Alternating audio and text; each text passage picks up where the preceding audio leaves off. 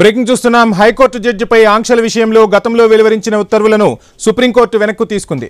అలహాబాద్ హైకోర్టుకు చెందిన justice Prashanth Kumar retire అయ్యేంత వరకు ఆయనకు క్రిమినల్ కేసులు అప్పగించకూడదని ఆంక్షలు విధిస్తూ ఈ నెల 4న వెలువరించిన ఉత్తర్వులను ఉపసంహరించుకున్నట్టు పేర్కొంది. సిజేఐ జస్టిస్ బిఆర్ గవాయ్ అభ్యర్థన మేరకు న్యాయమూర్తులు జస్టిస్ బేబీ పార్దీవాలా, జస్టిస్ ఆర్ మహదేవన్లతో కూడిన ధర్మాసనం దీన్ని వెనక్కు తీసుకుంది. ఈ కేసు విషయంలో తీర్పును పునఃపరిశీలించాలని కోరుతూ జస్టిస్ గవాయ్ నుంచి తమకు లేఖ అందిందని ధర్మాసనం పేర్కొంది.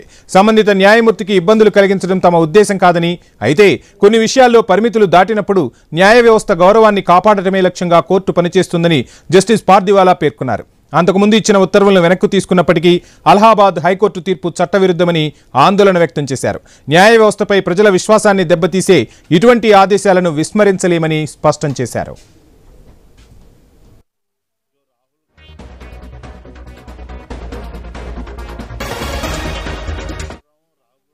ఇక ఒక సివిల్ వివాదంలో క్రిమినల్ చర్యలకు అనుమతినిస్తూ అలహాబాద్ హైకోర్టుకు చెందిన జస్టిస్ ప్రశాంత్ కుమార్ ఇటీవల జారీ చేసిన ఆదేశాలకు సంబంధించిన కేసులో రిటైర్ అయ్యేంత వరకు ఆయనకు ఎలాంటి క్రిమినల్ కేసులు అప్పగించవద్దని ఈ నెల 4న సుప్రీం ధర్మాసనం ఆదేశించింది.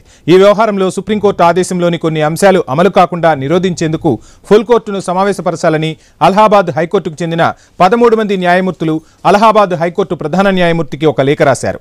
హైకోర్టులపై పాలనాపరమైన పర్యవేక్షణాధికారం సుప్రీంకోర్టుకు లేదని, అందుకే ఆగస్టు 4 నాటి సుప్రీం ఆదేశాల్లో 24వ, 26వ పేరాల్లోని నిర్దేశాలను అమలు చేయరాదని ఫుల్ కోర్టు తీర్మానించాలని జడ్జిలు కోరారు.